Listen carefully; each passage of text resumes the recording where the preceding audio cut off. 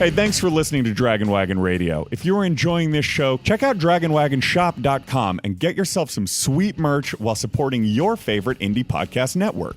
That's dragonwagonshop.com.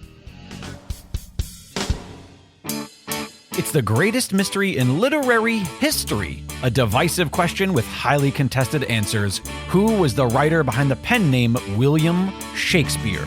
Welcome to Don't Quill the Messenger.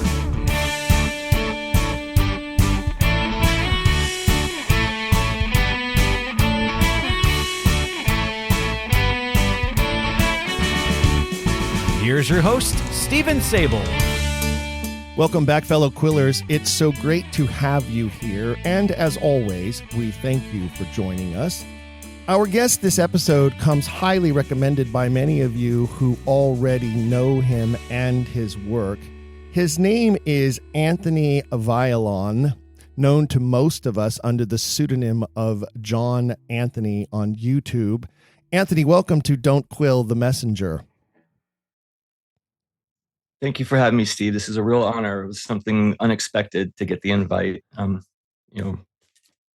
Very, very grateful. Well, I mean it when I say that you've come highly recommended. I've had multiple listeners send me emails over the last couple of years, as a matter of fact, with different links to different YouTube videos that you have created. And oftentimes they'll send me something and say, hey, are you familiar with this guy? You should check out his YouTube channel. You should be following this guy. Hey, he posted this new video. Have you seen it? And I think there was one time when I reached out to you because of a video that was sent to me that I watched. And then you sent me some PDFs and some documents and some stuff that you were working on. And we'll talk about some of that into the episode as well. But just so that everyone who's listening is clear, I know many of you are familiar with Anthony's work under the pseudonym of John Anthony. Who does that sort of thing, publishing work under an assumed name? What is that all about? That was because when I created the YouTube account, my Gmail account just has my name as John Anthony. I didn't include my last name. So when I created the account, it just had it as John Anthony and it stuck. I mean, that is my name, John Anthony Violon, but it just didn't have my last name with my my Gmail. It was just that was by accident. It wasn't, of course, I'm teasing you. I mean, the entire mystery we're talking about is about the pseudonymous publishing, right? And, you took a page out of the Bard's book as it appears. Sort of a variation of your name. And some of the stuff that you've worked on and some of the videos that you've put up there include some work that you've done on like title pages and works that maybe weren't associated originally with Edward de Vere, but that you've determined in some sort of a fashion he has given us these clues, these hints to his name being beneath another name. So it's not, obviously out of the realm of what we're dealing with here in this literary mystery to be looking at the clues of pseudonymous publication and writings, which of course, yours isn't so hard because, as you say, it is your name, just missing the last name, but it is a similar concept. And I kind of wanted to point that out. So ladies and gentlemen, if you're looking for work that he has completed, you want to look at YouTube under the name John Anthony. How long have you been super sleuthing this mystery? Well, I got interested when Petter Amundsen appeared on the Curse of Oak Island television show. That was when I first got intrigued. So that was, I think, in 2014 when that happened. And it was really born out of doubt, because he shows up and he is showing all these interesting things, and it's pointing to Francis Bacon. And I'd heard of Francis Bacon being Shakespeare years before. I thought, okay, but I didn't have that great of an interest in it at the time. I had other interests that would help me with this research, though. And I started looking into it, like what Petter was showing, because I just wanted to see it for myself. Like, really, that's there, and these, line counts with the name Bacon, with these acrostics, and that there was one where he shows a a right triangle that ends up spelling Rosie Cross, published by Rosie Cross in the first folio. And I just wanted to see it myself to believe it. And I did. I'm like, okay, well, that's really interesting, you know. And it took a couple years before I really got into it. And it took a little while longer before I actually discovered something. What I'd say cracked my first code, which was the sonnets. It was those dots that you see in the sonnets that everybody thinks are printing mistakes. No, they're not. They're a code. They're a legitimate code. And I know codes freak some people out. You start hearing, oh, well, you know, this isn't coded. Well, you know, people are like, oh, of course you think that. But no, there are some legitimate codes in Shakespeare. Absolutely. But yeah, it was Peter Amundsen. And then when I saw Alexander Waugh's videos, that's what got me into understanding that Edward de Vere was William Shakespeare. Well, you're kind of like the sort of like the new up and coming youthful code cracker when it comes to this mystery. You know, there have been several. You mentioned Waugh, and of course Ron Roffel is another. Bob Prechter's done a lot of work on code stuff with regards to the voices of Oxford. So, you know, this is not obviously a new subject matter from dating all the way back to the earliest Baconians who believed that it was Francis Bacon that he was leaving codes. Right. So, you know, I get that there are people out there who hear the word there's codes in Shakespeare and they kind of freak out. And I know that there are some people who have heard of codes in the King James Bible that claim to point to Shakespeare as being the, if anything, at least the chief editor of that publication, which I'm starting to lend myself a little more heavily towards that theory. The more I learn about those kind of connections, and I have my own sort of theories about what happened there, and we can talk about that because that is some of the work that you've done as well. But yes. You kind of take some of these code cracking and some of these issues and you go a deeper dive than some of the predecessors who have come along. And you also have a very unique and different approach to the way you present your material. I was sharing with my wife actually just the other day about you being a guest coming on the program. And I compared your delivery style to the comedian from like the 80s and 90s known as Stephen Wright. Do you know who Stephen Wright is? I love Stephen Wright. And you remind me some of your videos. I'm like, you know, it's like Stephen Wright, you know, some of his jokes, my wife's like, I'm not sure. My wife's a bit younger than I am. She's like, I don't know if I know who Stephen Wright is. So I kind of did some examples. I said, well, here's one of his like famous jokes.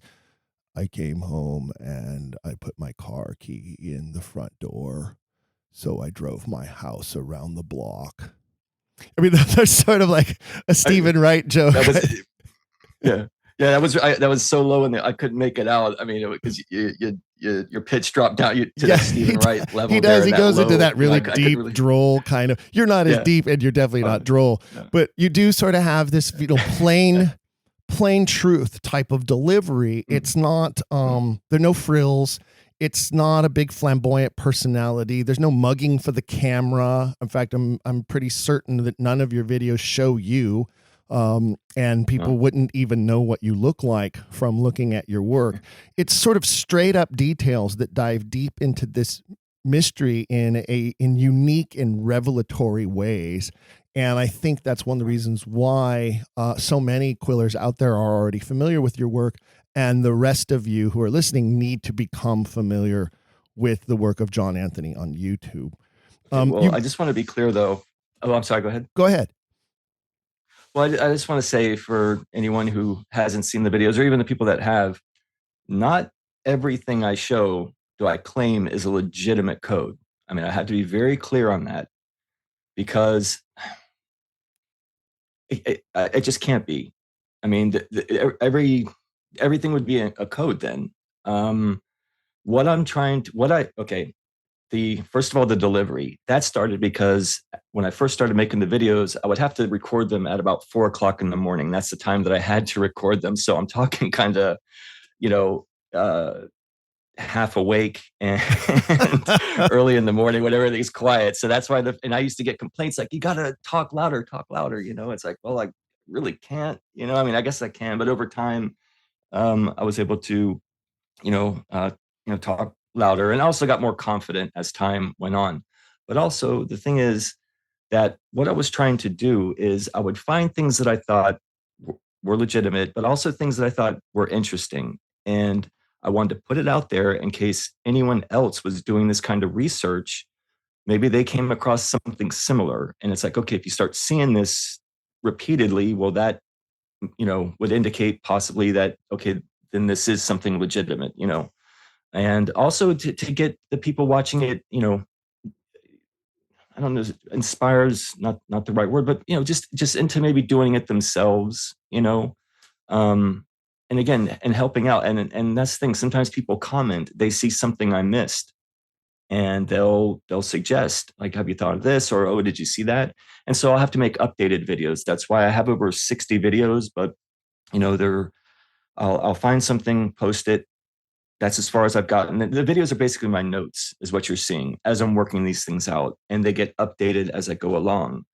And, so I think the more recent videos are more dialed in, but it's taken some time to get there to actually, flesh these things out and figure out exactly what's going on. So when you say that the videos are updated, do you mean that you post a new video with new information and then reference the original? Or do you literally go and replace some of the episodes with a new episode in order to make sure that it's clear, or that to add the new information? Well, that's, I guess, both. Because sometimes I'll refer to an old video so I don't have to explain all the details about it again.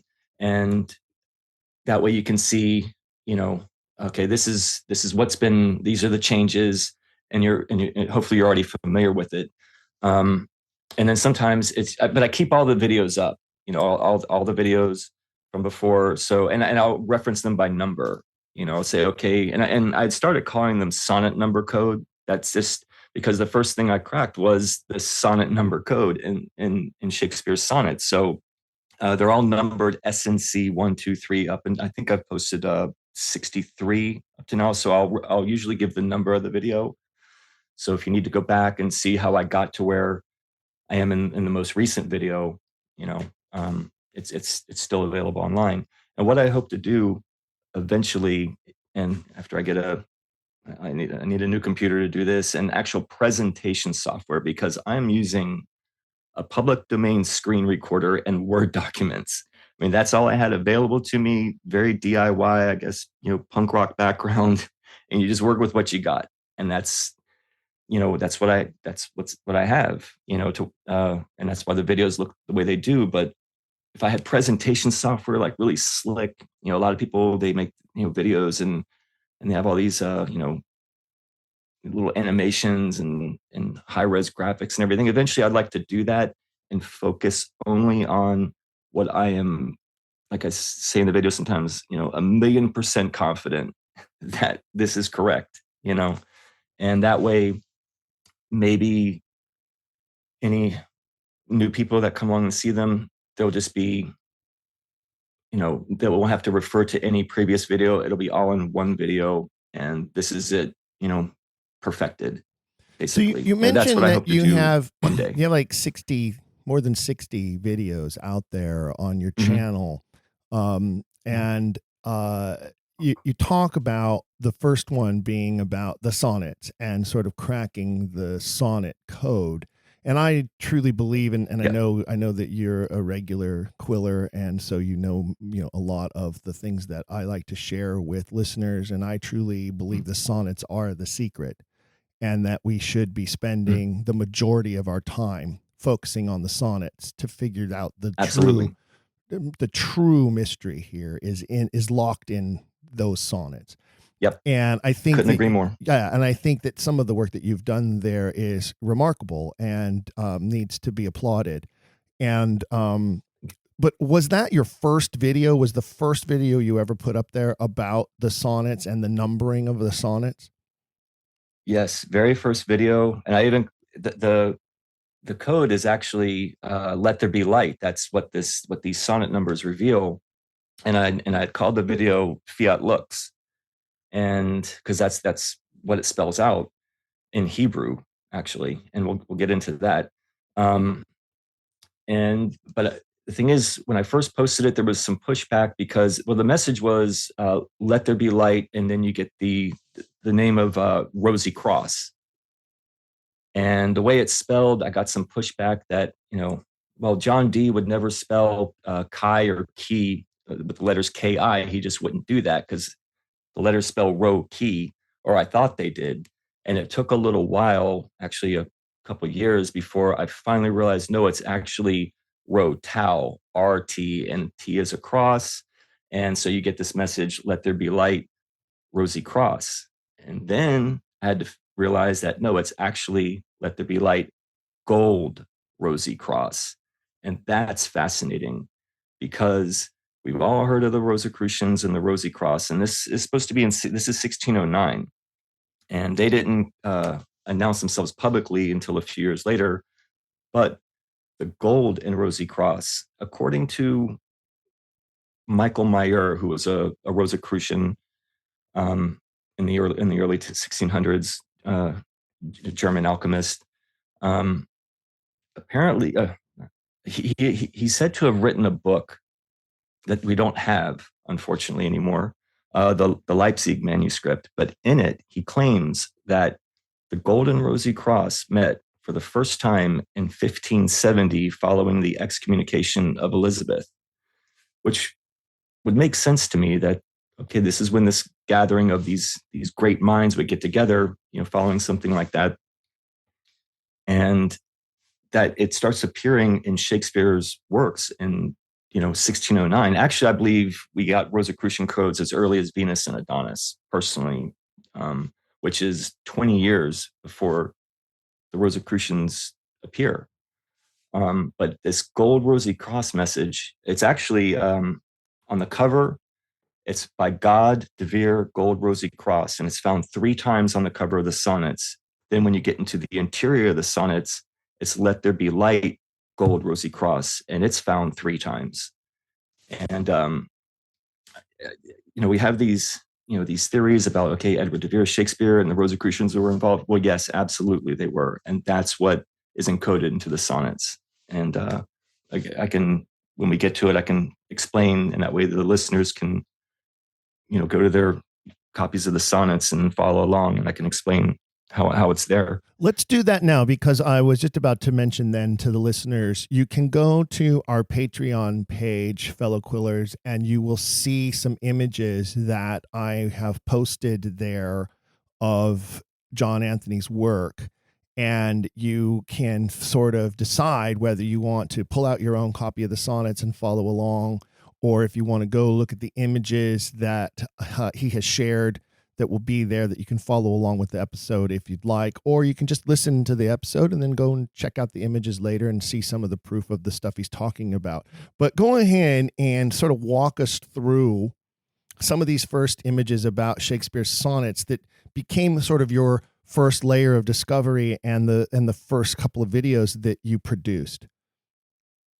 Right. Well, the first thing is that we have to know, if you're going to follow along, is that you have to have the William Astley edition of the sonnets. The John Wright edition that was also supposed to be published in 1609 is missing information in it. You wouldn't know that at first glance, but you need to have the William Astley edition of the sonnets to do this. So why one is missing certain information, I don't know. I know there was some talk that maybe the Astley edition was printed later. I don't think so. I think it was probably printed first. And when they did the John Wright edition, the publisher just missed the extra clues. That's in the interior. We'll get to that. But the cover, again, William Astley edition of the sonnets, and you need a facsimile to see this. Alexander Waugh had in his videos pointed to a Kairos symbol that could be drawn on the cover from the P in Shakespeare's down to the T in the byline, and then an X, making a Kairos symbol, the Greek symbol for Christ. And the ends of the X spell out Devere by Gdever. So it's by God and Devere. And that's what Alexander Wall had in his video, that there's this message by God and Devere. Well, later on, I realized, what about the line in the middle? It's pointing to the P and the T, but in Greek, the letter P is Rho, it's R. So it's actually pointing to God, Devere, Rosy Cross. Rho Tau stands for Rose Cross. And if you look to the left of the T are the letters OR, or, which in French from the Latin word aurum means gold. So it's actually by God, Devere, gold rosy cross in this Kairos symbol. And the byline by GL for TT and R, you find the same message 2 more times. It's an anagram for by God, Devere, and gold rosy cross, which I explain in video. I think it's video 55, and actually the addendum is where I explain how the word gold is part of it also. But 3 times we get this message by God, Devere, gold rosy cross on the cover of the sonnets. And, at least in all of his vaingloriousness, Edward de Vere did put God first. I mean, we have to give him some credit for putting God first, but there's no doubt that he believed that he was ordained in some way by the heavens to be who he was and to do what he did. There's something that may be in the book of Job in the Bible that I found. There may be clues to a little bit of his story encoded into these acrostics. Acrostics are where you're reading letters or words along the margins. And it would be fitting that it would be in the book of Job, because Job was a man who, despite losing everything, still hold firm in his belief, in his faith in God, and that's something I cover in one of my videos. I'll return to it again one day. It may be there, but no doubt that, he had, I believe, a strong faith. But when you start including the Rosicrucians, and I know Waz talked about this idea of the 3 in 1, the Trinity plus God's creation, which is, I'm sure seen as heretical.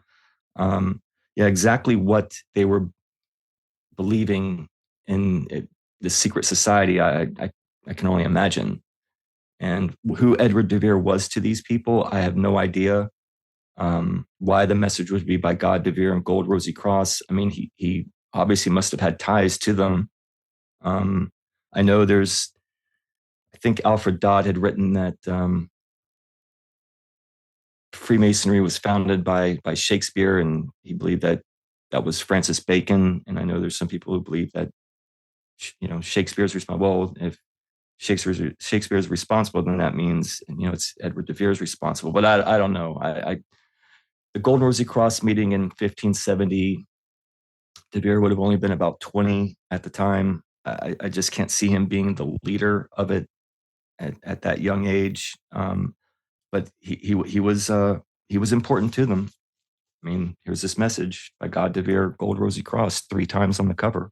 And I think when you look at his life, and I did a presentation on this about the mentors to genius. And when you look at his life, and in that presentation, I compared him with people like Benjamin Franklin and Mozart.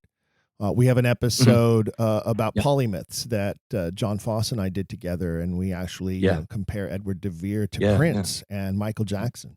When you have these, phenoms. And the one thing that you find in common about people, and Einstein's another one, you find that there are, and, just because it tends to be men mentoring other men, but you find that there are men of prominence and in sometimes their own greatness who see what they have in front of them. They can recognize the genius that they have in the young man before them.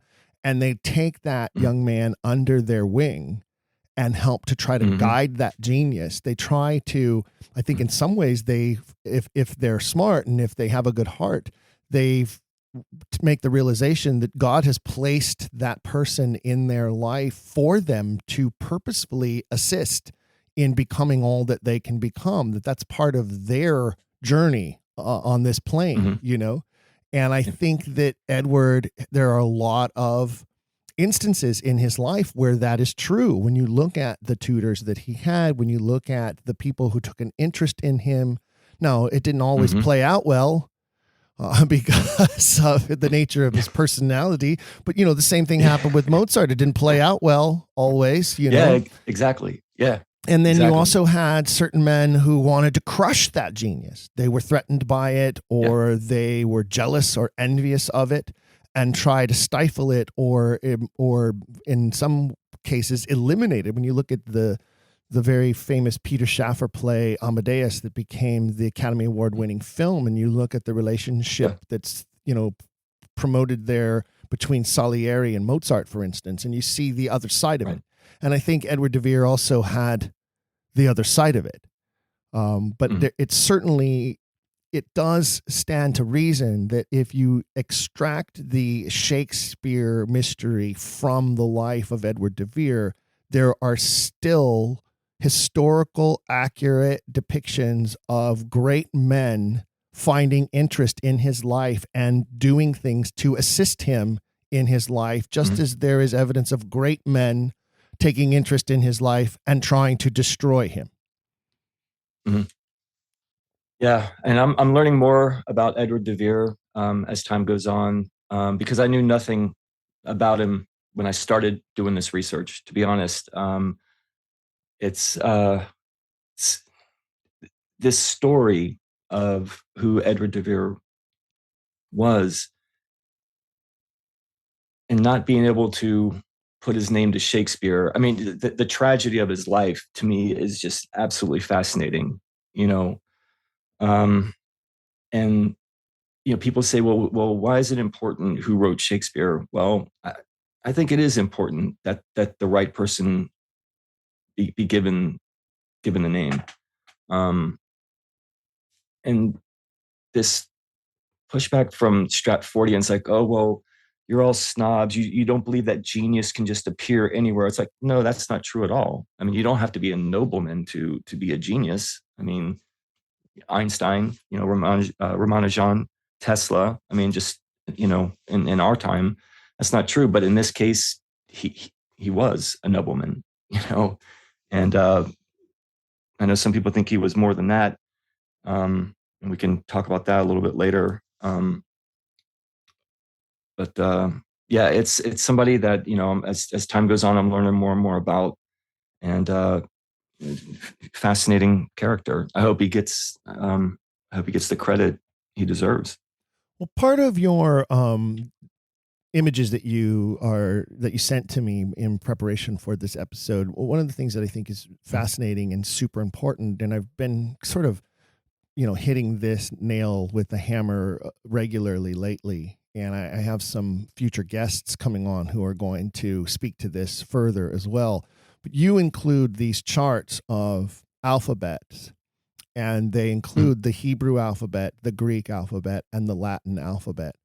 And I can explain that. I want you to, but I just want to preface that, and I love that is included here, and I hope the listeners will go and find that and look into that deeply, because I have been saying for a long time now that part of the reasons we have not been able to peg this down and truly solve this mystery is too many of the researchers are English speakers only, and they don't know Hebrew, they don't know Greek, they barely know their Latin, they don't speak Italian, they've never studied French.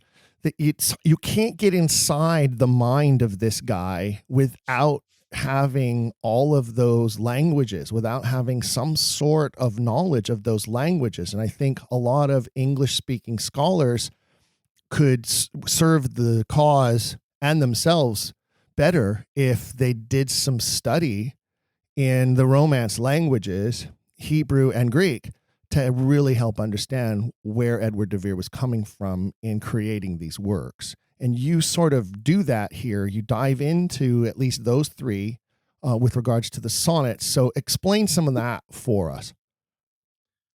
All right. This is very important because we don't have a manual on how to crack these codes. But John Dee's Monos Hieroglyphica is basically, I think, the rule book, because in it, he explains that the primary alphabets of the three languages are Hebrew, Greek, and Latin. And he also mentions the Kabbalistic methods of gematria, which is numbers equal to letters and vice versa. Notaricon, which is using the first letters of sentences to make new words. And Zurif, which are anagrams. So you have all these methods of code finding mentioned by John Dee in Monos Hieroglyphica. And most often, the codes I find use Latin, the 23-letter Latin alphabet. There's, this debate, it's 24 letters. It's like, well, maybe later on in the first folio, I couldn't say for sure, but up into the sonnets, it's the 23-letter Latin alphabet, because the sonnet number code I referred to earlier that I cracked, it uses the letter Y, which is equal to the letter 22 only in the 23-letter Latin alphabet. And I was able to confirm, okay, this is the alphabet they're using with that code. Greek, this is ancient Greek, and actually Alexander Waugh had found this on the internet. And how much of it, every now and then it seems like it turns up, but what they do, and something else John Dee mentions in Monos Hieroglyphica, is that the shapes of letters are important. So what will happen is you'll see a letter P, but you notice it's shaped just like a Greek R or rho character. And, so they'll use that character. Sometimes you'll see that the word that is actually being spelled is it's a Greek letter P. You're seeing a Latin letter P, but it's actually a Greek letter. And again, Monos Hieroglyphica, I think, is proof that they had a system for these codes, because this is what he talks about in his book. And that was, when was it published? 1564, I think. So years before the Shakespeare code started appearing, they had that for a basis. Anyway, that's where I get the Hebrew, Greek, and Latin from. It's from John Dee. So a lot of people have mentioned the connection they believe must have existed between John Dee and Edward de Vere. We know for certain the connection between John Dee and Queen Elizabeth. We know for certain the connection between Queen Elizabeth and Edward de Vere. Regardless of what you believe that is, there is no doubt that they had a strong connection. He was one of the highest ranking noblemen in her court. The fact that she would be consulting somebody like Dee and have such a high ranking nobleman like de Vere in her court, the idea that Dee and de Vere never met would be kind of crazy.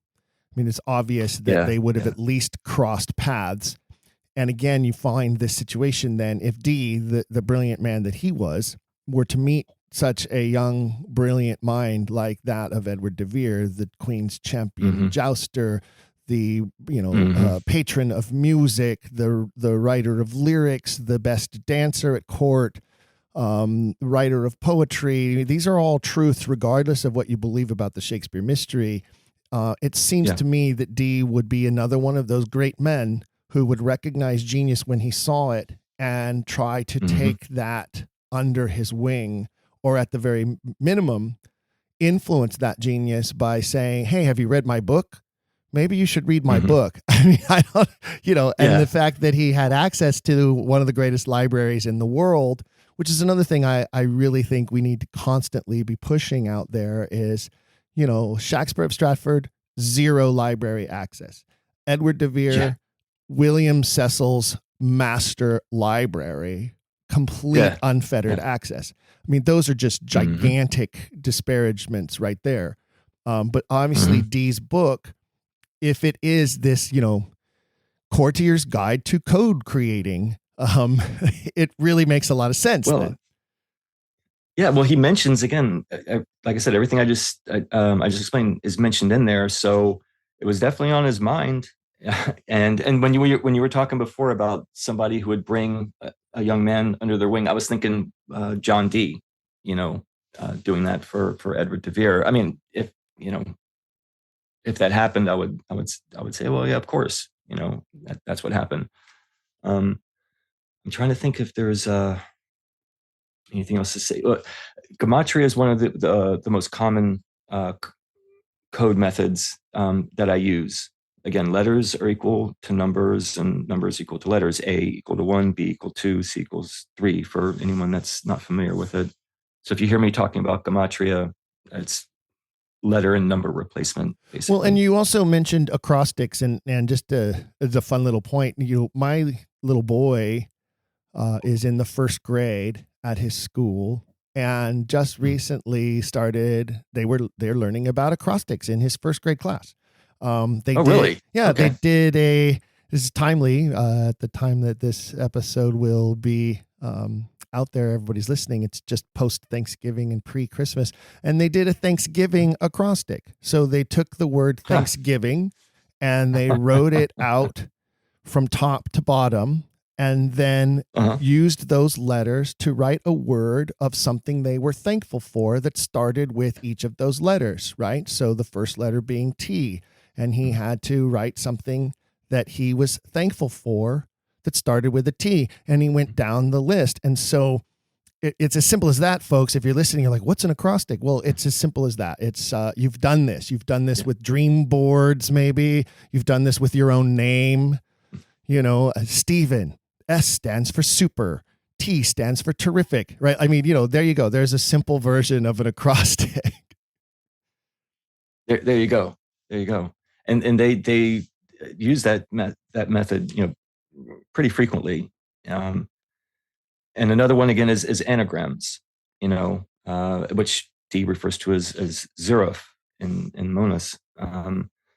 So with those methods, that's pretty much how I went out and found the things that I have. A lot of it also, I refer to them as typesetting codes.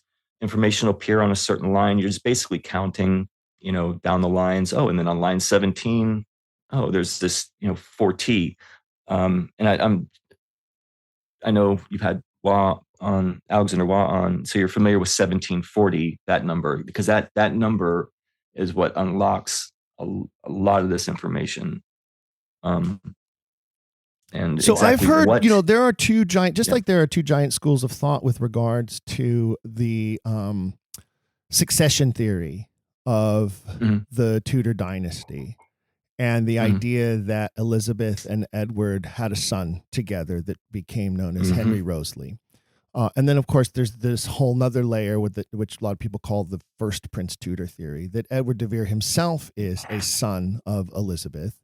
And a lot of people get really weirded out because what that would imply with regards to incestuous relationships.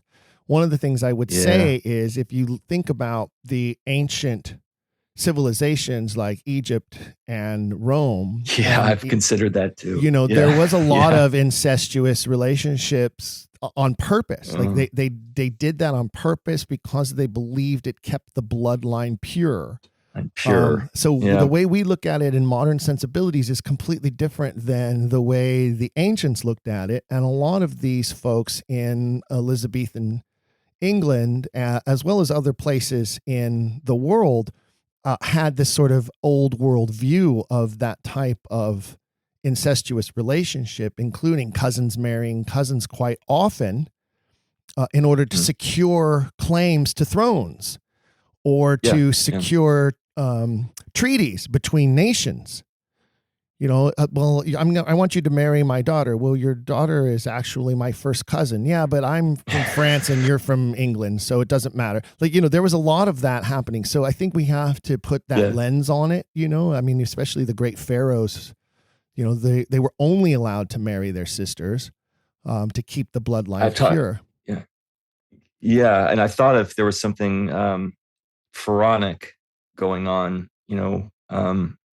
but I don't know if Edward de Vere was Elizabeth's son, but I believe fully that Henry Roseley was a Tudor, and that he was the father of Henry de Vere. So Alexander Watt's theory is that Edward de Vere needed an heir and asked Roseley to father this child for him. That, or maybe it happened through just an affair that Roseley had. And as I explained in the video, maybe to bail him out of the situation, Roseley from scandal, and to solve his own problem of not having an heir, adopted the son, and that became Henry de Vere, the 18th Earl of Oxford. I do believe Roseley was the father of Henry de Vere. I absolutely agree with you, and I'm right on that same page. And I also believe that when you look at that and you look at the rules of succession,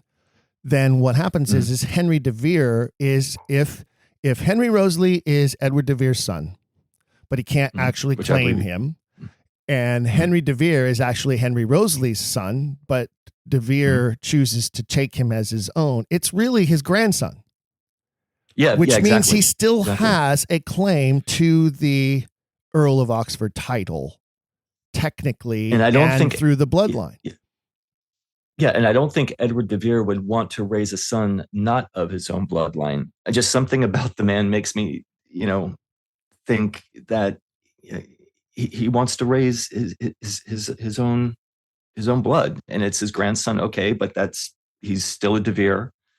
And now if you start going down the route that, well, he is Edward de Vere's Elizabeth's son, I don't know. Well, the reason I ask you that is because this whole 1740 isn't it dependent on Edward being Elizabeth's son? Like, why would he be using the number 40 unless he truly believed he was the 40th monarch? Isn't that what it means? Well, one of my fellow researchers, as I call them, Chris Johnson, who's posted videos under the name Nobody Ox 40, and that's what he believes. And I don't know if he's the first one that posited that. I don't know. I mean, it makes a lot of sense that Edward would use that, the number 40 for that. But this fourth T idea is something I'm still trying to figure out exactly what it means. And 4T sounds like 40. Could just be the 40 could be a play on fourth T or 4T. But it would make sense that he would use, his Earl number and then his regnal number.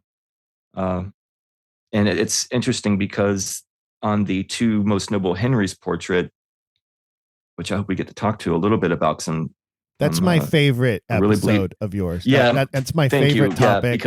And that's the thing that really turned me on to what you were doing, and that was sent to me. Well, that's what I sent you. Yeah. And that really took me to another world. Yep. Since then, though, I figured out, in addition to what I sent, there's actually the message that Henry de Vere is the father. I mean, Henry Roseley is the father of Henry de Vere, actually encoded into that banner. There's more. That banner has 3 messages. I'd only sent you 1, and I realized there are 3, and each of them come with this 1740 number. But if you look at on Roseley's, again, this is the two most noble Henry's portrait. On this Knight of the Garter badge, there looks like there's a number 4, possibly a number 41. Hanging from the Knight of the Garter badge. I can't make out the second. There's definitely a 4, and it looks like a 1, and he would be the 41st monarch if Edward de Vere was the 40th. Now, I found a lot of King 1740 codes, and if you look on the cover of the Bible, his initials are there, EV, each attached to a word meaning king, 3 times. EV Majesties, EV Imperator, and EV Rex. And if you can think of another name, the initials EV stands for, I'm all ears. But for some reason, they were calling him a king, and they put it on the cover in the frontispiece of the King James Bible. And if you go to the dedication, which is a dedication to King James, it's actually a dedication to Queen Elizabeth. Absolutely. I absolutely believe that. And I believe that the project began under her but it didn't get completed before she died. And it ended up completed under James, and he got the credit. Mm. And I believe James was aware of the project when he became king. And that's one of the reasons why he continued the annuity to Edward de Vere of £1,000 a year that the Queen had originally established. And I believe it's one of the reasons why he was so favorable to Henry Wriothesley, releasing him from the Tower and giving him some new titles. I believe James knew all of it, and he was a part of all of it, and did what he had to do in order to maintain and secure his own position of power, and to then claim credit for this Bible project that had been in the works for years prior to him becoming king. It was supposed to be the Queen Elizabeth Bible. And if you think about why she would want that. Agree with that. She wanted that because she was trying so hard to end this religious strife that her father started. Mm. Yeah. She was in a lot of ways, she was very much a Catholic sympathist. Like in her mind, the way I see it is she just wanted everybody to get along. We all pray to the same God kind of a philosophy is where she was. And she was like, if you Catholics will just stop calling me the heretic queen and stop trying to kill me, I'll stop killing you. And we can all just believe and agree to the same God. And I think that's why she wanted that Bible. And she was known for her great mercy. And in video 62, Queen Elizabeth's 1611 Bible, I call it, following the opening section of the dedication to King James, which is 40 words, by the way, this number 40, there follows this message when I explain how you get there. For Queen Elizabeth, great sovereign of all mercies, England, royal praise from Almighty God, the Father of your Majesty's Scion. And it's signed Occidental Star. And even though they describe Queen Elizabeth as an Occidental Star, the way it's set up, you can see it's more like a signature. And who Occidental means from the West or pertaining to the West. And the city of Oxford was west of London, Elizabeth's the capital of Elizabeth's empire. And there's a single star on the De Vere coat of arms. So, and the way they spell Occidental Star, it's 17 letters, and he was the 17th Earl of Oxford. So Edward de Vere was also an Occidental Star. And they, again, this is included on you have the frontispiece and then the very first page of the 1611 King James Bible. And if you want to see, you have to look at a first edition facsimile of it to actually see how it's all set up. And I believe that's a legitimate code. In the video, I offer another translation, which I was kind of leaning to more when I posted the video. But after I posted it and with some more thought and some discussion with people, it's like, no, it's this one saying, royal praise from Almighty God, the Father of your Majesty's Scion. Well, Elizabeth was the Virgin Queen, so who other than Almighty God could be the father of her child? And who do we know used I am that I am in a letter to his father-in-law and in Sonnet 121. So is Edward de Vere here referring to himself as Almighty God? Yeah, I don't know. I mean, I don't know if that's him claiming that, but he's definitely signing it and saying that Elizabeth's child was fathered by God, Did Edward de Vere write this code before he passed away? I don't know. I mean, I know he's supposed to have died in 1604, but there is some speculation he lived a few years later. I think that's completely possible.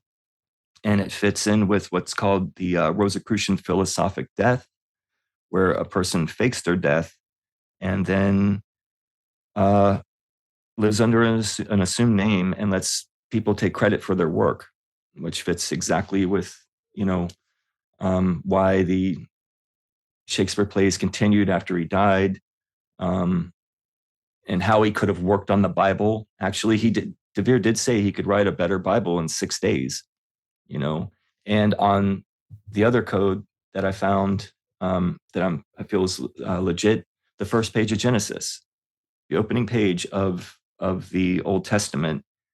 Again, there's this "Let there be light" phrase in the sonnets that repeats.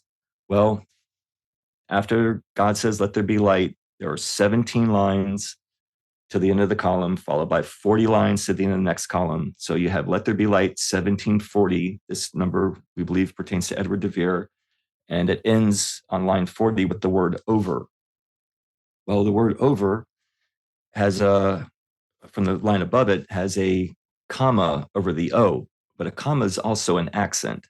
And it's on the left side of the O, but they could have done that to cover themselves a little bit.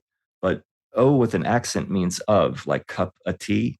So you have over as the last word on this let there be light 1740 typesetting on the first page of Genesis. But over is de Vere, because of in French and Spanish is de. So the last word on the first page of Genesis is over or de Vere.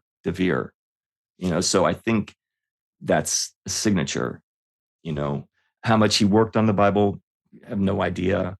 But I do think he did. Edward de Vere had something to do with it. I know we have 54 people confirmed working on it and stuff like that, but we don't know who edited the Bible. And it doesn't say, it doesn't mean that somebody else couldn't have secretly been helping out with it. Who would you have gotten? I mean, I think about it and I go, okay, if I'm Elizabeth and I want this project done, who am I going to get? I'm going to get the master author of my age. So I'm going to get the person who is writing the works of Shakespeare. Am I going to go get Will Shakespeare of Stratford? No, because he's not the person actually writing the works of Shakespeare. But I'm the queen and I know who is, and I'm going to go get that person to work on this project. And see, all that makes so much sense. She dies. That makes so much sense. Mm-hmm. She dies, and within a year, he disappears from the face of the earth. And it makes total sense that after her death, his sovereign, he called her his sovereign prince. His sovereign prince is dead. And now he has to complete this task that she set him about doing. He no longer has to deal with her. He's made these deals with the devil, Robert Cecil, about the life of his son and how that will continue. And he goes into solitude to complete this project. He pulls a Jaques from As You Like It. He goes off to live a holy life as a hermit, following a religious order. Is that religious order? I'm so glad I don't have to. Yeah. The Rosicrucians? I'm sorry, go ahead. I believe so. And I'm glad I didn't have to explain all that, because you just explained it a lot better than I can, because that's what I believe happened. To be honest, I mean, if I had to bet, that's what I would say happened. It just makes so much sense and answers so many questions. And now, why the name change from Gold Rosy Cross to just Rosy Cross, I don't know. But the sonnets, it's Gold Rosy Cross. So were they a branch? Something else I found, I won't talk about it right now, but is Twice 11 and Twice 11 Brethren. I talk about it in the videos. It began with an acrostic I found in the Bible, but found it elsewhere. And was that Edward de Vere's, branch of the Rosicrucians, this Twice 11 Brethren? I'm still working that one out, trying to figure out exactly what it means. I think I've gotten closer to the exact meaning of what Twice 11 is, and I'll include that in the video. But this idea of him being a king, now, did he get that because he had fathered a prince? Is that why they're calling him a king on the frontispiece? If you look on the frontispiece again, his EV, it's printed right over the M in Majesties, and there's a V cut into the M, and then the letters IMP are written right into these letters EV on the line Barker printed of the Kings. IMP is an abbreviation for emperor. And then on the last line, I'd sent what I'd found to Alan Green, and he figured out that on the line Most Excellent Majesty, the S and T in most makes an R, and it spells R and then this E with a little V in it, but REX, Rex. So it's EV Majesties, Imperator, and Rex. EB 3 times on the frontispiece. Why are they doing this? And Chris Johnson had found if you flip the frontispiece upside down, I noticed there are 17 faces in the below the firmament. And Chris realized that the frame around Jesus as the lamb is an O and St. Andrew's cross is an X. So you have Ox 17. You have these 17 faces in Ox. And we know Edward de Vere's nickname, for Oxford. Yeah, Ox for Oxford. It may be that OX may be a Rosicrucian symbol. I won't talk about it now, but I include some images. I talk about it in the videos. I keep finding this offset OT, which is supposed to simulate a Tauro cross. But the two Henrys, the two most noble Henrys portrait we were talking about earlier, that has an RT hidden on it for Rose Cross. Henry de Vere's decoration makes an R, and Henry Roseley's makes a T, the banner, and his Knight of the Garter badge. But that, to me, what I found on the two most noble Henrys portrait, if it's not the smoking gun, it's the bullet from it, because I love that analogy. Absolutely. That's great. That's really good. It is, man, because we had Henry de Vere's spur without even getting any codes, pointing to the words hijo, which is Spanish for son, 8, and the number 18, and null, which is son 18 invalid, saying, okay, he's not the legitimate 18th Earl of Oxford. I mean, it's right there for anyone to see. And then the word, it's either Ray or Rex. It's clearly there. You can see the R and the E. It's either a Y or an X, though. Unfortunately, I couldn't get a clearer image of it. But this word for king is in Henry Roseley's, and it's not a coronet. That's a crown. People refer to it as a coronet. King, and it's over a Roman numeral 9 in Henry Roseley's decoration. And 9 would have been his regnal number as the grandson of Henry VIII. So what is Roseley's crown doing with king written in it if he wasn't one? I know Alexander Waugh does not believe in any Prince Tudor theory, anything to do with the Prince Tudor theory. And he suggests, well, it's because Roseley is usurping the de Vere crown, because he's the father of Henry. And I agree with Alexander Waugh on nearly everything except for what I found on this portrait. I think this is telling us that Henry de Vere he should have been king. And then with the code, the message itself, it spells out King Henry, son of Tudor, when it's all said and done. And I explain this over the course of, the last video I posted, video 63, I talk about the additional codes that I found, but back in video 50, I believe it's video 56 in the addendum, I go into more detail on how I figured these codes out on the portrait.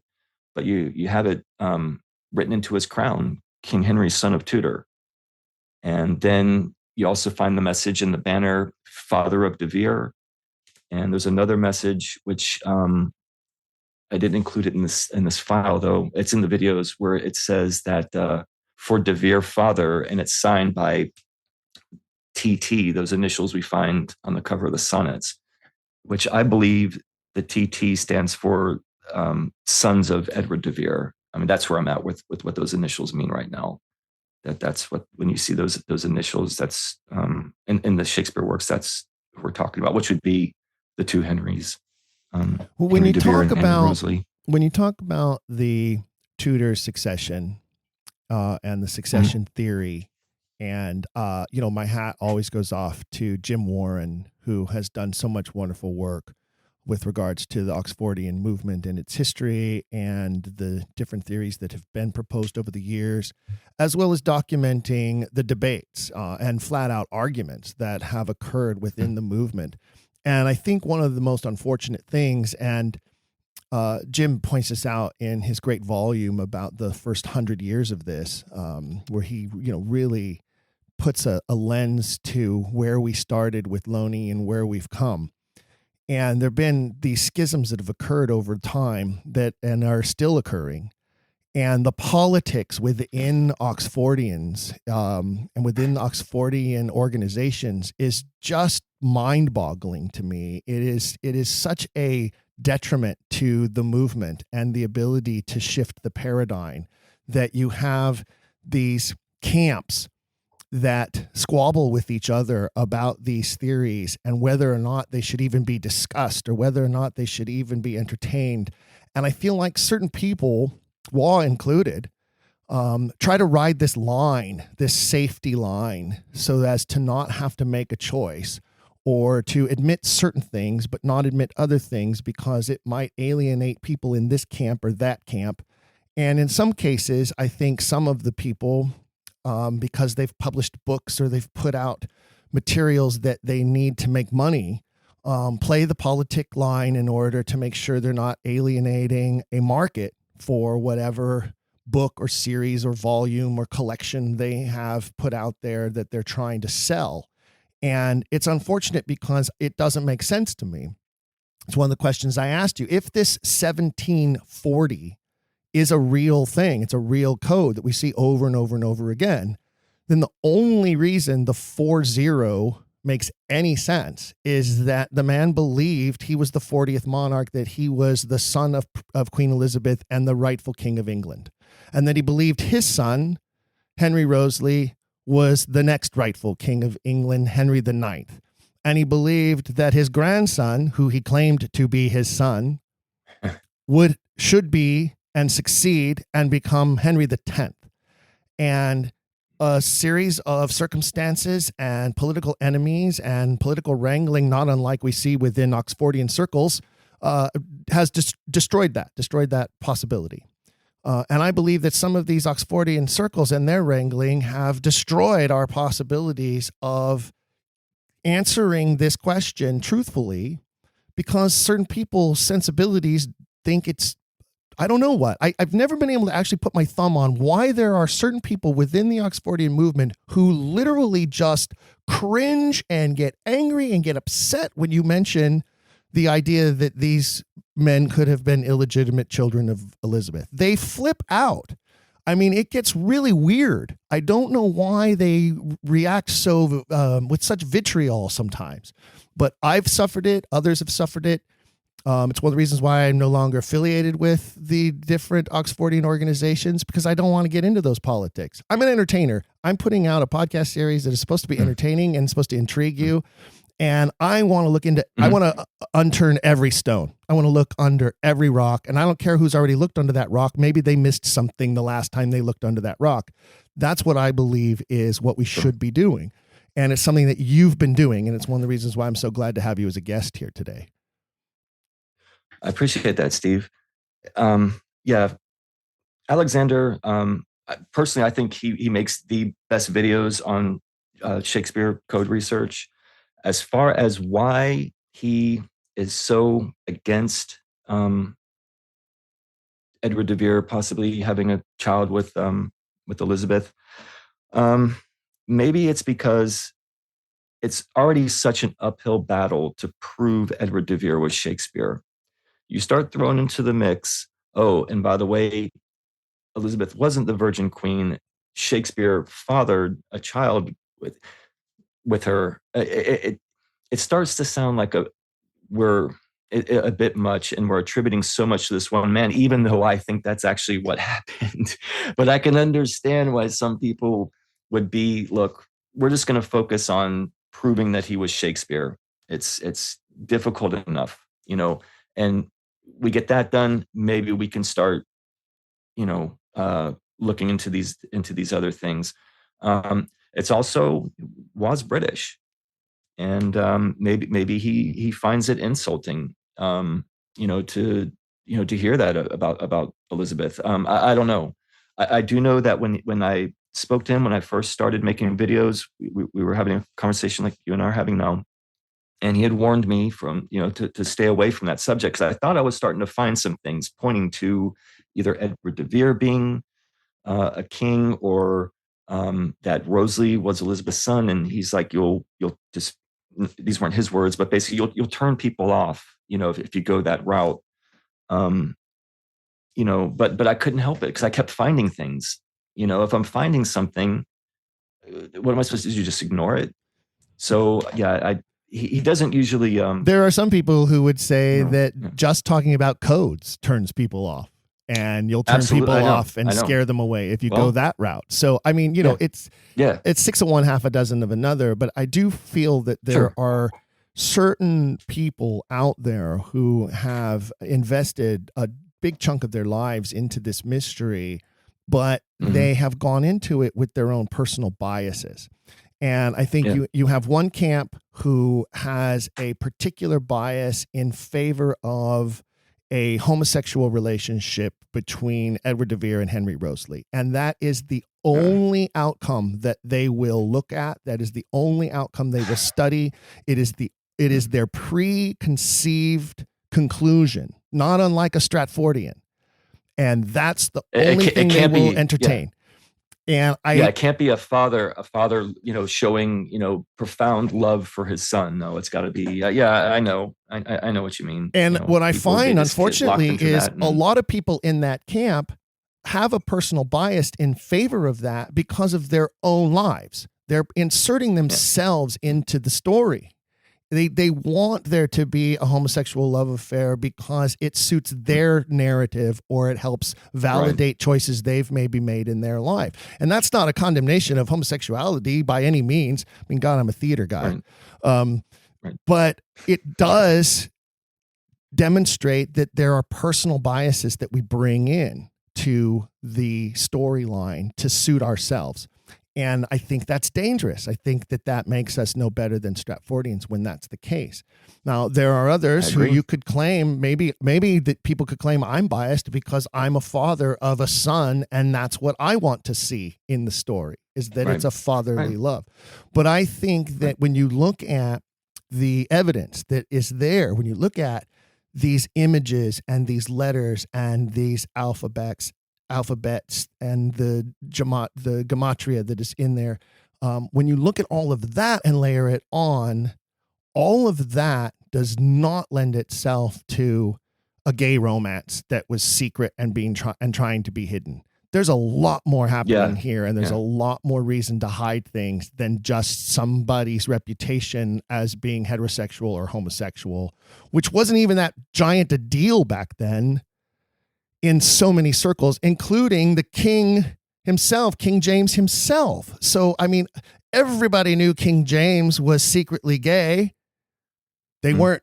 What did that prove? What did that matter? Should it change the fact that he was king? No. Everybody knew Richard II was gay.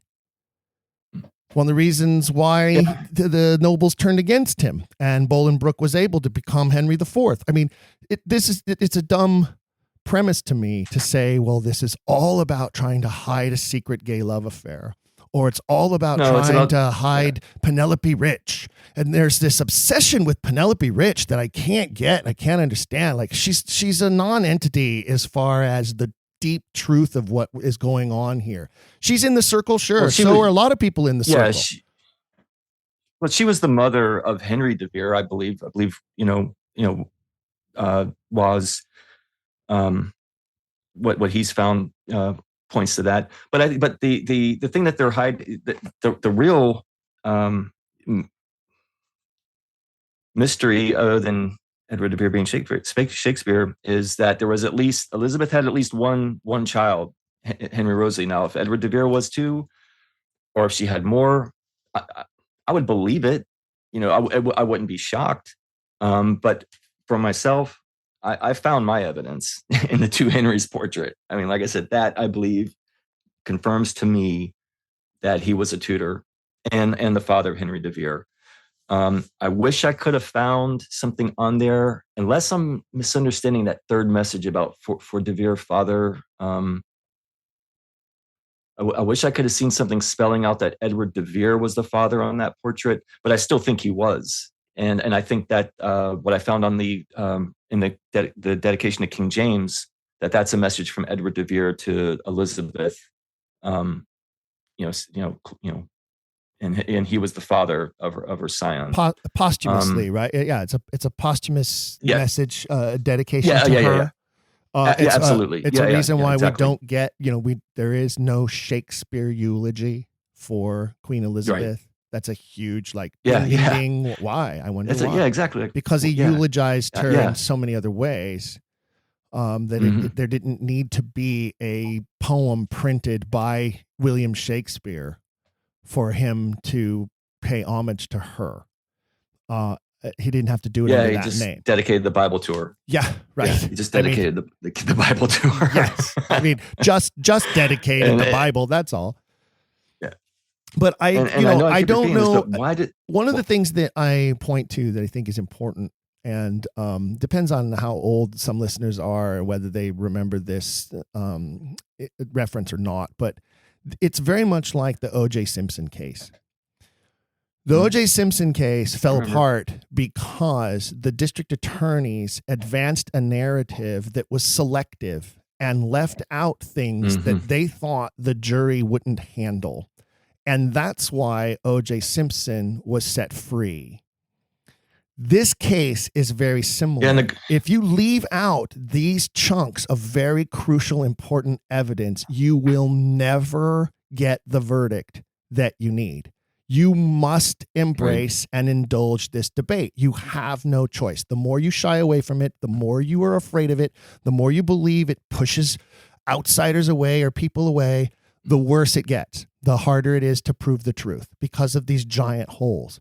And I'll tell you something that I have found in 5 years, almost 6 years now of this podcast series.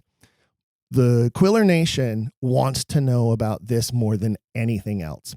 The highest rated episodes are about the Tudor succession. The most downloaded episodes are about the Tudor succession.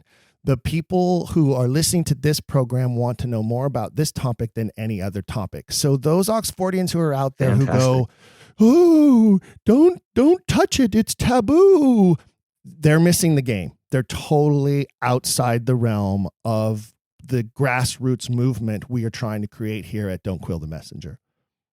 And that's great to hear because, I believe the same thing. It's all about Tudor succession, and maybe that's what the Rosicrucian angle is all about because they're involved in politics and what happened later on with King Frederick.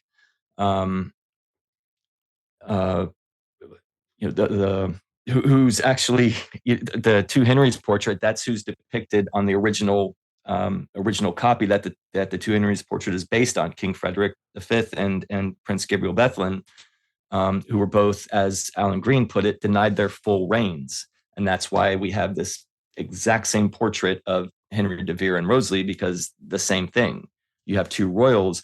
Again, that portrait is just mind-blowing to me. It begins with that message. I love how the entire portrait begins with the message of we're going to take a portrait of two other guys who never got to become king, and we're going to use it to show these two guys who never got to become king. I mean, it begins with that. It's kind of crazy to ignore that.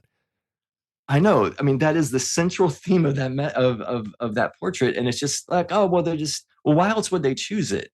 I just don't, why would they choose that particular portrait to base, the one of the two Henrys on?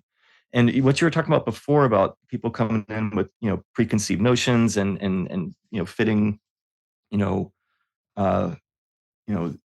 narrative that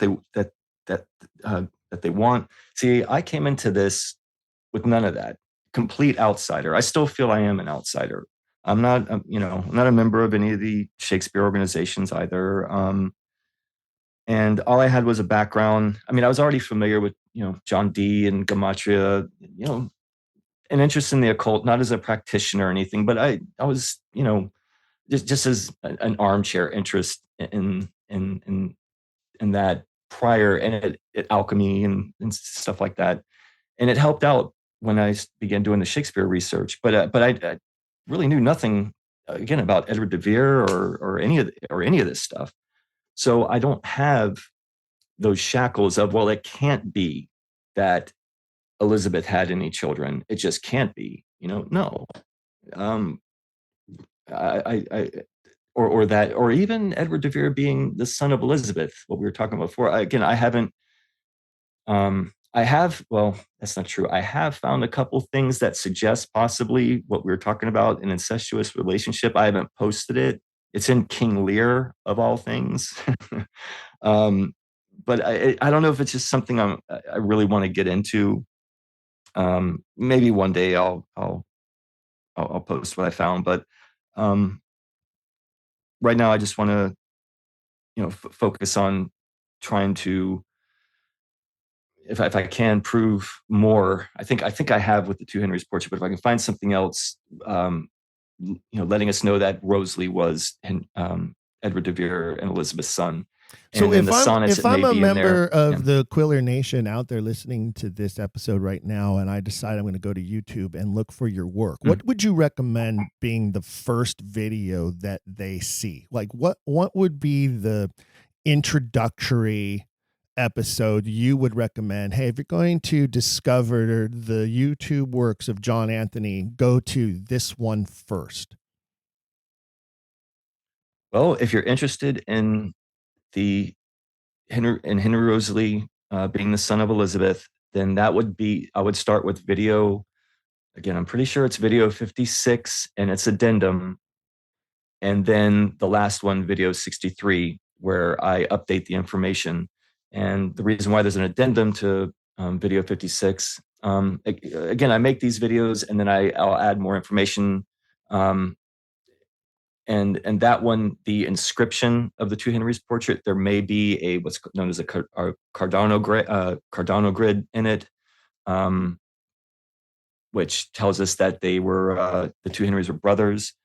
So I think video 56, the addendum, and then video 63, if you're interested in that. But if you want to see this "Let There Be Light" code, I think it's video 55 and the addendum to it, where it's actually it goes from God de Vere Rosy Cross to God de Vere Gold Rosy Cross. I had to go back and find the word gold with all these messages, and I did. It really wasn't that difficult. I was like, oh well, there it is. Of course, it's there. Either the word or a letter G for gold. I explain it in the video. So again, I think the later videos are better than the earlier ones.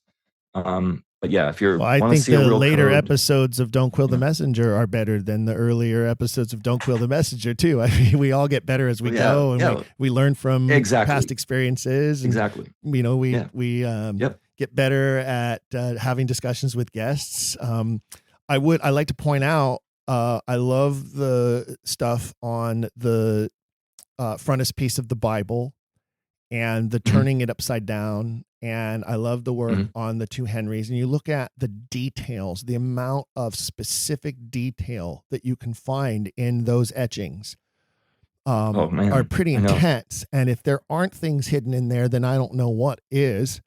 But then one of the other ones that I love that you've done work on is the Droschet engraving of the man from Stratford, or at least what we're supposed to believe is the man from Stratford, according to the first folio. And you look at that etching and you compare it to the other two, and it's, literally ridiculous and laughable. But I love some of the work you've done on that too, including calling a spade a spade. Yeah, I was going to say that. It's so obviously a spade. I mean, you see the handle, you see it's bent forward like a spade. And it spells out 1740 when you apply gematria to it. And I'm going to be making another video about this. And I know some Oxfordians aren't going to like this, but it appears that in addition to the name de Vere being hidden in that collar, are letters equal to FB. F as in Frank, or actually Francis. F as in Francis, B as in Bacon. That's what I found in there. And it ties into one of the most famous pages in Shakespeare Code research, page 2 of The Tempest, where the famous Bacon acrostic that Peter Amundsen shows. Yeah, I found some stuff on that page. So that was the next video I think I'm going to be posting. What Francis Bacon did, what his role was in all this, I don't know, but definitely believe. I started out as a Baconian, really, because Peter Amundsen was my introduction to this, but it was really the work of Alexander Waugh that was like, oh, wow, no, wait a minute. There's a lot more going on with Edward de Vere here, and it makes a lot more sense that he's Shakespeare. But that doesn't mean Bacon wasn't involved. And did he was he in charge of getting the unfinished works completed after de Vere passed away? I have no idea. Well, in almost 6 years, in almost 6 years now, I've had around 100, maybe not quite 100. There's 122 episodes, but we've had repeat guests, including my wife a couple of different times and Henke a couple of different times. So I've had a lot of repeat guests. So probably not quite 100 guests yet because of repeat guests. But in that, let's say close to 100 guests, I've heard a lot of what I like to call origin stories, like how people first discovered this mystery and got involved in it. And I love that yours is the Oak Island series. When my dad was alive, he used to watch that show religiously. He loved that. We did some gold prospecting when I was a boy, and we'd go camping, and we had our own sleuth, and we had a little dredge, and we did some gold panning. And when I was a kid, and so he always had this fascination for, like the treasure hunters. And he loved that series, and it was a way that he and I were able to connect and talk about my, infatuation for this literary mystery, which he didn't know a whole lot about, but that they kind of crossed over into each other, So I always was thrilled that I got a chance to talk to my dad about some of these things when he was alive because of that Oak Island mystery connection, So I love that. Good. That's sort of your origin story, it's a really fun thing that brought you to this. You mentioned briefly your next area of study, and you mentioned King Lear, because one of the things I was going to ask you is, what's coming up next for us who are following your page. And so I would encourage you, don't shy away from whatever it is you think you found there. Dig under those rocks and reveal to us what you think you have.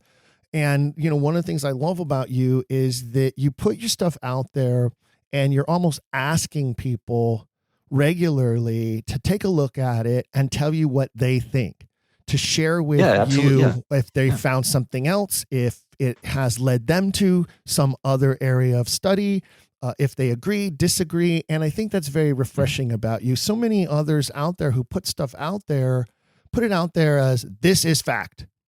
I am a professor. I know more than you. I've been studying this longer than you, and this is how it is. And I hate that. That becomes so Stratfordian. It becomes the enemy that we rail so much against so often. And you don't do that. And I think it's very important that the listeners know that. And I think they'll really enjoy, finding the Stephen Wright of the Shakespeare authorship mystery. That's great. at your YouTube channel. You have, and again, we'll share some of the links on our Patreon page and some of these images as well. And I would encourage you, these images are so important. And you show them in the videos as you discuss them. But I think you could turn your images and some of your videos into an awesome coffee table book that has the images, the original images, and then the images, the way you've reworked them, where you highlight and point out points, areas. Because I'm the type of person where I can watch it on the screen, and that's great. But if I have it in front of me and I can refer and flip pages back and forth and read what it is that you have found, and then look at the actual picture and examine it in front of me. So I would encourage you to think about that. Think about self-publishing sort of a coffee table book of some of your greatest hits, because I think it would sell really well. That's something I'll have to think about. It was, I don't know if Ron Raffel had recommended that to me as well, or he suggested putting together a compilation video. I don't know, but a book. I thought about that. I thought about making a book just on the two most noble Henrys portrait.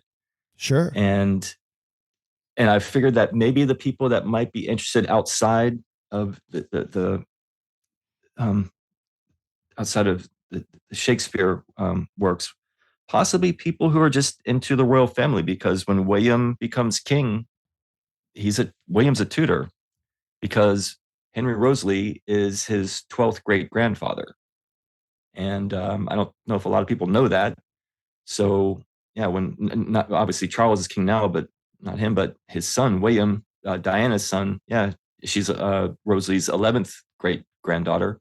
So yeah, William, a tutor, will be on the throne when he becomes king. Wow, it's like Arthurian legend, the once and future king. Like, wow.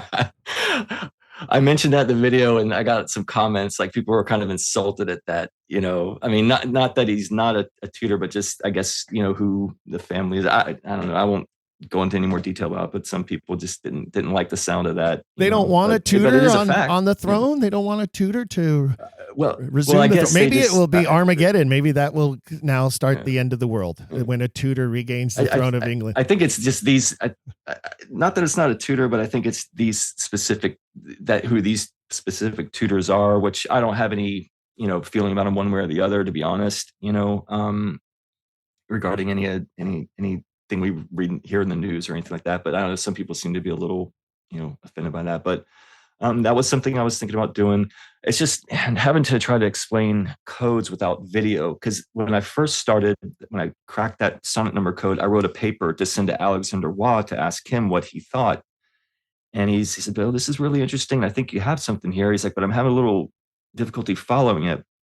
So that's when I decided, all right, I'm gonna have to make a video so I can explain, so I can show the image and be explaining it to people as they're seeing it. And I was only gonna make one video. That first video, that was the end of it. Famous last words of every Oxfordian. Yeah, I'm only gonna do this one presentation. That was in every video. Well, and that video's got dated information. It's been updated as time has gone on, but that was gonna be it. And then I made another one. And by the time I got to the 10th video, I'm like, really, this is the last one I'm gonna do. But I had bought a facsimile of the King James Bible because I'd heard Francis Bacon and the Rosicrucians had worked on it, and I'd had it sitting around. I'm like, let me see what's in there, and I immediately started finding like 1740 and stuff like that. I'm like, you've got to be kidding me! In the Bible, at this number 1740, and so it just kept going, and I never intended to make so many videos and keep doing this, but it's fun and fascinating, and if I can, even if I'm helping just a little bit, then that's that works for me. I don't want to put out bad information, and some of the videos, again, the information's dated, and I wouldn't, if I were to go back and I wouldn't insist that, well, these are legitimate. Some I believe are, some not. But I hope I'm helping rather than hurting, and yeah. Well, from my perspective, I think you're helping tremendously. Yeah, the viewer can decide. Yeah, that, of course. And that's what I always say. I really appreciate that. Is let people follow their own path. As much as they want to, how deeply do they want to dive into this mystery? For some of us, it becomes almost an obsession. I think those of us who are most passionate about it and you are one of those people who follows this because you have an empathy for the man. You want to see him receive the credit he is due for the work that he has done. And I think that's very true about the greatest of the people who have pursued this. And if just recently, I reposted on our Patreon and other social media outlets the Frontline episode. And there's that wonderful moment in there when Charlton Ogburn breaks down and starts to cry for Edward de Vere because of the injustice that he feels in his heart that this man has suffered. And it's a wonderful moment, and I think it defines how many of us feel exactly that same way about this topic, and I think you're one of those people as well. Thanks. Yeah, and again, it's not to take anything away from William Shakespeare of Stratford, but he's not Shakespeare. I mean, the credit's been given to, this man that just doesn't deserve it. And it's not that he couldn't be a genius. I mean, again, like I said before, genius can appear anywhere. That's not the argument. It's just that it didn't happen with this guy. It just happened to, happened to the 17th Earl of Oxford, and that's it, so. Well, Quiller Nation, he is Anthony Violon, and you can find him on YouTube under the name John Anthony. He has a growing number of viewers and a growing list of videos to watch. I hope that you will find them and enjoy them. Speaking of growing numbers, here at Don't Quill the Messenger, we are now at more than 140,000 unique downloads from 118 different countries and or recognized territories. And I want to thank all of you who are listening and who listen regularly for helping us hit those milestones. More than 30,000 downloads so far this year, which looks like it will top last year's numbers before the end of December. So thank you all, Quiller Nation. We're so pleased that you choose to join us and be a part of this mystery. And we couldn't do it without you. Don't forget, our 6th anniversary is coming up in January. Producer Jake and I will, of course, do our annual special anniversary episode featuring comments and criticisms about the show, shared milestones, numbers from the top countries who are regularly tuning in, the highest rated episodes. I think you'll find some of that to be very interesting in the anniversary show. And, of course, previews of the coming 6th season of Don't Quill the Messenger and more. We also have some exciting new episodes coming up before that during December, so be sure to watch for those to drop to your favorite podcast platform.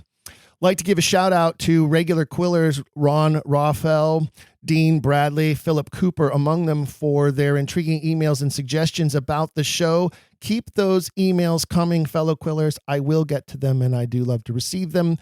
Don't forget, write to contact@don'tquillthepodcast.com, contact@don'tquillthepodcast.com. And don't forget to subscribe to our email list for regular monthly updates about everything Quiller in nature. This month's newsletter is full of fabulous details about coming episodes, our Quiller event in April, and other special plans we have in store for the coming year. You can subscribe to the email list right from our homepage at don'tquillthepodcast.com. I want to once again thank Anthony Violon, John Anthony, to you, a.k.a., for being our special guest. Thank you. Don't forget to find his work on YouTube. And remember, we'll have some links up on our Patreon page. Thank you, Steve. Thank you, everybody. You're welcome, brother. And once again, congratulations to our November Quiller of the Month, James Gutierrez. Thank you, James, for your continued support. And thank you to all of you fellow Quillers for joining us every fortnight for our dive into this greatest literary mystery of all time. Please visit the Patreon page to learn more about our Quiller of the Month contest, ways to support the show, and awesome Quiller merchandise you can purchase to show your Quiller pride to the world. Until next time, Quiller Nation, say it out loud with me if you will. Keep asking questions. If you've enjoyed today's episode, please leave a rating and review in your podcast player. For even more, visit our website, don'tquillthepodcast.com. There you can find official merchandise in our shop, as well as a link to our Patreon. This show is made possible by people like you. We hope you'll consider showing your support by becoming a monthly patron, where you'll receive bonus material and tons of exclusive perks. You can also join in the conversation on our Discord and by following us at Don't Quill the Pod on all social media. All of this can be found at don'tquillthepodcast.com, don'tquillthepodcast.com.